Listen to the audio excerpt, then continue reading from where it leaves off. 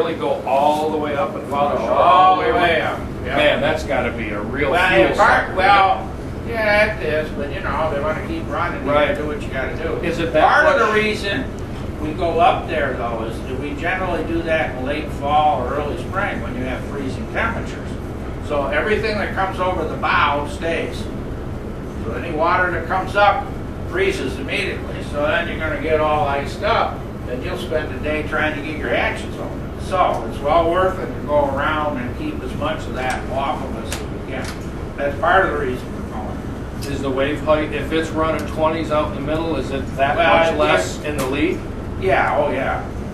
Yeah, I mean, if you get within 3 miles of the beach, you might have a 4-foot sea, and you can run along full speed. Can you get that close?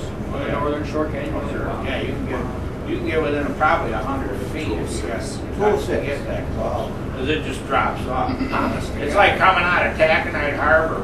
We went there over and over and over again. And you come out of Taconite Harbor, and there's about 35 foot. You maybe have 10 foot underneath you, and then it starts to 12, 15, 100. Wow! And then the fathometer goes off. Wow! And you're maybe a quarter mile off the beach tops. Yeah. So the northern shore is just a very precipitous drop.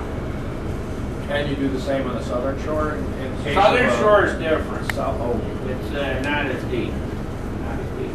More sand. It depends on the wind direction. I mean, if you have a northeast wind and you're coming out of, say, the Sioux, then you have lee all the way up the north shore. And by the time you usually get up to the north, the wind is switched around to the northwest or whatever, and then you've got lee all the way down to Duluth.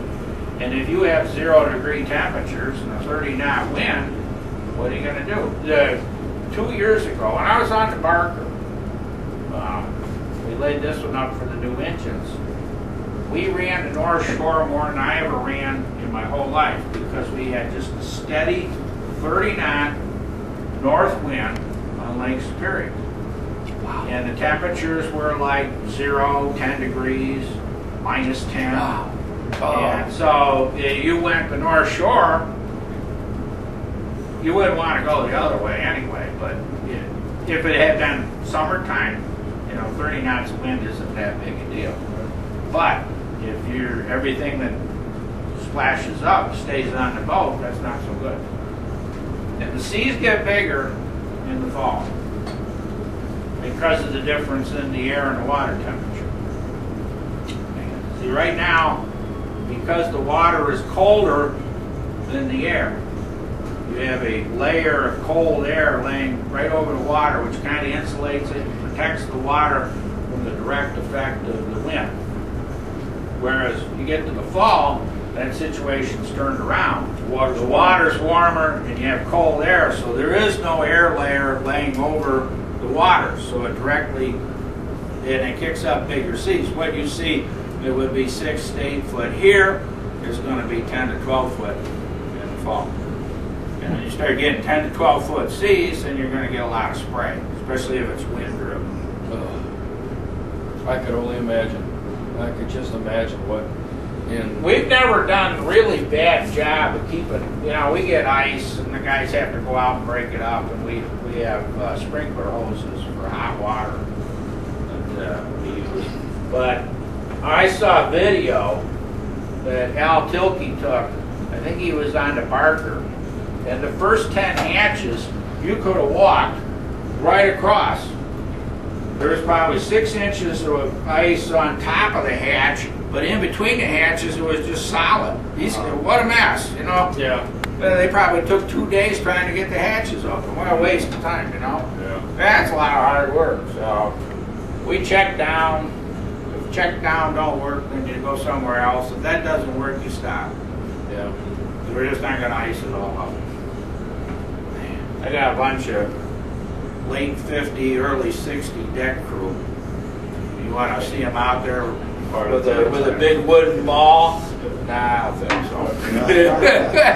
We'll be calling the Coast Guard to come rescue them.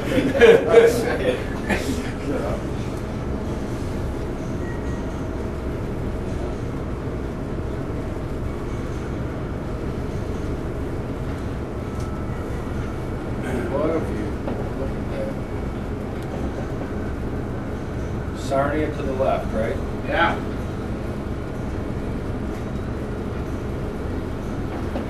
Where's the Black River? Is that up? Just around the corner. You see that white building, the white bank building? Mhm. Just down below that. Okay.